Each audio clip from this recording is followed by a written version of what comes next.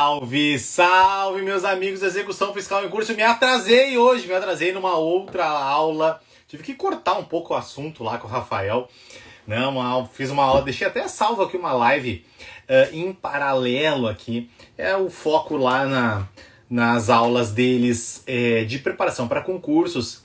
E queriam saber um pouco sobre as nossas cobranças tributárias, o nosso assunto aqui.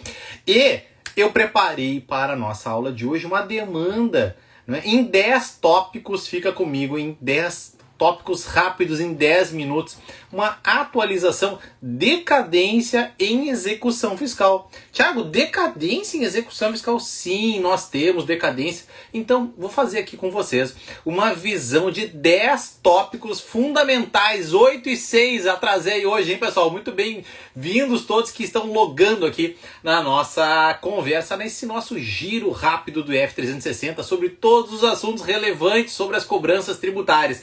E a decadência não deixa de ser um dos assuntos relevantes para nós que estudamos as cobranças tributárias. Então, em 10 tópicos, anota aí. Primeiro tópico: decadência tributária é causa de extinção do crédito tributário e, por isso, o juiz pode, inclusive, examinar de ofício. O juiz pode se manifestar percebendo que tem mais de 5 anos do fato gerador ou do primeiro dia do exercício seguinte, né, até o lançamento. Ele pode declarar decaído o crédito tributário. Então, primeira dica: decadência é causa de extinção do crédito tributário, com uma série de decorrências muito interessantes para quem trabalha como a gente, estuda execuções fiscais e as cobranças tributárias como um todo. E como sempre, todos esses meus bullet points eu vou compartilhar com vocês para quem está inscrito aqui no material didático, né? A gente manda um e-mail semanal com os bullet points aqui, na verdade hoje com vários repetitivos, súmulas, enfim, precedentes vinculantes dos tribunais superiores a propósito da decadência. Dica número 2, se você não está inscrito, entra lá no link da bio depois da aula, tá? E se inscreve para receber os meus bullet points aqui sobre decadência em matéria tributária. Portanto, primeira dica é causa de extinção. Esta causa de extinção, dica número 2, precisa estar prevista em lei complementar. Tiago, e se tiver uma lei ordinária? É formalmente inconstitucional, como, por exemplo, súmula vinculante número 8 do Supremo já se pronunciou. Já disse que são inconstitucionais dispositivos de legislação ordinária, ou seja, não era lei complementar, que dispunham sobre decadência tributária, assim como a prescrição, né? Decadência e prescrição neste aspecto estão equiparados. Então, dica número 2, decadência exige lei complementar. Sempre olhos no CTN, certo? E o que o CTN diz? Dica número 3, nós precisamos contar a decadência até o lançamento. E esta interpretação de como se conta, nós temos inclusive precedentes, né? Súmulas, na verdade. TFR 153 foi tema da minha prova oral. Fiz agora uma aula com o Rafael aqui sobre preparação para concursos e a súmula 153 caiu na minha prova oral. Súmula 153 do TFR vai estar aqui no material de apoio para vocês. Diz que constituído o crédito através do auto de infração ou notificação de lançamento, estou lendo aqui, o crédito tributário não há falar em decadência, ou seja, constituído dentro do quinquênio até a notificação de lançamento ou até o auto de infração, né, constituído o crédito tributário, não há mais falar em decadência. A jurisprudência do TFR é muito rica e permanece válida, tanto que a súmula 622 do STJ diz praticamente a mesma coisa, com outras palavras, vai estar no materialzinho de apoio para vocês. Portanto, a decadência vai até o lançamento. Depois disso, flui a prescrição. Só que, com base 153 do TFR, 622 do STJ, esta prescrição ao longo do processo administrativo, né, inaugurado pela notificação ou pelo auto de infração, ao longo desse processo administrativo não corre nem decadência, como me perguntaram na prova oral, não corre decadência e tampouco corre prescrição. Por que, Thiago, não corre prescrição durante o processo administrativo?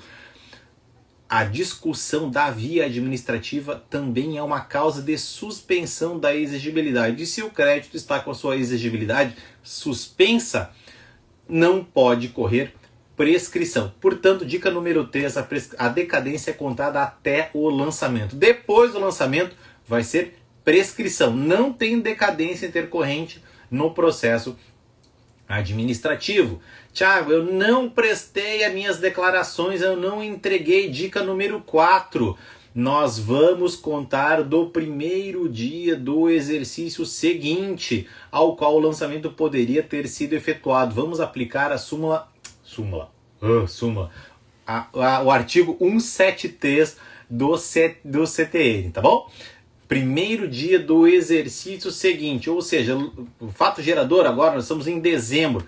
O fato gerador em dezembro, na verdade, poderia ser lançado somente em janeiro, então nós vamos começar a contar de 1º de janeiro de 2024, certo? Porque somente em janeiro de 2023 a gente poderia lançar este débito com relação a dezembro. Isso aqui pouca gente se dá conta, tá? Com relação aos débitos de dezembro, vai ser do primeiro dia do exercício seguinte ao qual o lançamento poderia ter sido efetuado.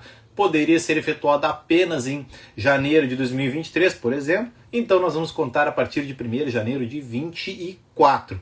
Súmula 555 do STJ, 555 do STJ, explica esta contagem da decadência tributária, caso o contribuinte não tenha apresentado as suas declarações. Dica número 5, súmula 72 do CARF. Quando não tem pagamento, quando não tem dolo, quando não tem fraude, quando não tem simulação, né, nós vamos contar, ou melhor dizendo, quando tem dolo, fraude e simulação, nós vamos contar a partir do primeiro dia do exercício seguinte. Agora, se tiver antecipação de pagamento, tiver um mínimo de pagamento, certo? Vai se contar do próprio fato gerador.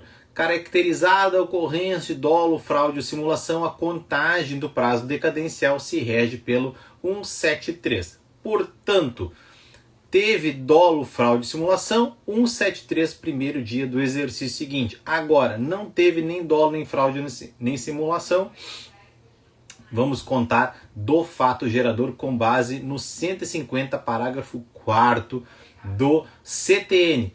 Dica número 6, 138 do CARF. Quando houve um mínimo de pagamento, paguei a menor, paguei R$1 do meu débito, apresentei a declaração e paguei a menor. Vou contar do fato gerador, certo? Paguei a menor. Isso eu aprendi, sabe quando? Aprendi no meu tempo de estagiário da Procuradoria da Fazenda Nacional. Houve pagamento a menor, vamos contar a partir do 150, parágrafo 4º. Então a gente acaba ganhando até 11 meses, né? Quando faz um pagamento a menor, a gente joga mais para trás o início da contagem da decadência tributária. Dica número 7. Atenção para o transcurso de mais de 5 anos do primeiro dia do exercício seguinte e o lançamento. Podemos comparar, certo? Podemos comparar a data de início deste prazo decadencial a partir do primeiro dia do exercício seguinte, caso o contribuinte não tenha apresentado nenhuma declaração, não tenha feito nenhum pagamento, e aí então ele parcela o seu débito. Como é que eu comparo um parcelamento, né, que constituiu o crédito, que nunca foi declarado, que nunca foi confessado, que o contribuinte nunca apresentou a sua declaração? Nós vamos, esse parcelamento, essa confissão vai acabar substituindo o parcelamento, ou melhor dizendo, a notificação de lançamento. O parcelamento substitui a notificação de lançamento. Então, eu vou comparar o início do prazo com base no 173, primeiro dia do exercício seguinte, até o momento do parcelamento. Às vezes, isso aqui é bem útil até em exceção de prescritividade. Já peguei caso assim. Às vezes, tem decadência até o parcelamento. Ele nunca apresentou declaração, mas depois precisa de uma certidão de regularidade, vai lá e confessa a parcela, reconhece. Isso ele faz depois do prazo decadencial. Está extinto o crédito tributário, tá? Fiquem ligados nisso aí. Eu deixei para vocês alguns precedentes do TRF da 4ª região, porque eu não localizei súmula nem do CARF, nem do STJ a este propósito, tá bem? Dica número 8. Como a decadência é causa de extinção do crédito, olha só, a decadência é causa de extinção do crédito, não se deve fazer lançamento deste crédito que já está abrangido pela decadência. Em geral, os auditores cuidam desse prazo de decadência. Agora, se eventualmente houver algum tipo de descuido e lançado crédito tributário fulminado pela decadência, o fisco tem, inclusive, o poder dever de revisar a legalidade deste lançamento que abrangeu o crédito decaído. Então nós temos, inclusive, súmulas, deixei no material aqui, súmula 346 do Supremo e 473 também do Supremo, e estas súmulas viabilizam que a administração tributária anule ao menos a parte do crédito que foi atingida nesta parte pela decadência. E esta mesma abordagem do poder-dever de autotutela viabiliza que o contribuinte peça que a Fazenda faça esse controle de legalidade. Isso está viabilizado de forma expressa no pedido de revisão de débito inscrito lá, regrado pela Portaria da Procuradoria da Fazenda Nacional, número 33 de 2018. Pedido de revisão de débito inscrito em dívida ativa pode vir fundamentado expressa previsão no artigo 15, deixei no material da Procuradoria, da Portaria 33, com base na ocorrência de decadência. Então, havendo decadência, o contribuinte pode pedir a revisão deste débito caso a própria Fazenda não o tenha feito de forma espontânea, de ofício, certo? Neste poder-dever de controle da legalidade do crédito. Bom, dica número 10, já que a administração pode reconhecer a ocorrência da decadência, na verdade deve, o contribuinte também pode, a Portaria 33 permite este pedido de revisão, né? O contribuinte pode, na via administrativa, pedir o reconhecimento da decadência, na via judicial, dentro da própria execução fiscal. A súmula 393 do STJ permite, não é, nas entrelinhas, exceção de pré-executividade para pedir o reconhecimento da decadência. Por quê? Porque, como eu disse lá no início, a decadência é causa de extinção do próprio crédito. É uma causa de extinção, é matéria de ordem pública. O juiz já poderia se pronunciar a este propósito mesmo de ofício. Portanto, na via administrativa o contribuinte pode, na via judicial o contribuinte também pode, por mera petição dentro da execução fiscal, buscar o reconhecimento da decadência. Dica bônus, que eu falei as 10 já, né? Eu falei que iam ser 10. Dica bônus. A dica bônus é o seguinte: é possível a revisão do crédito tributário, né, do débito, aquele que está na CDA, excluindo-se a parcela decaída, para que a execução prossiga com relação à parcela ainda válida, ainda exigível. O que não é possível, eu deixei no material de apoio uma abordagem inovadora que ninguém se dá conta, ninguém requer, ninguém alega, é a necessidade eventual de refazimento do lançamento. Se eventualmente se exige um refazimento do lançamento, e aqui acaba sendo até a dica mais importante, não tinha me dado conta.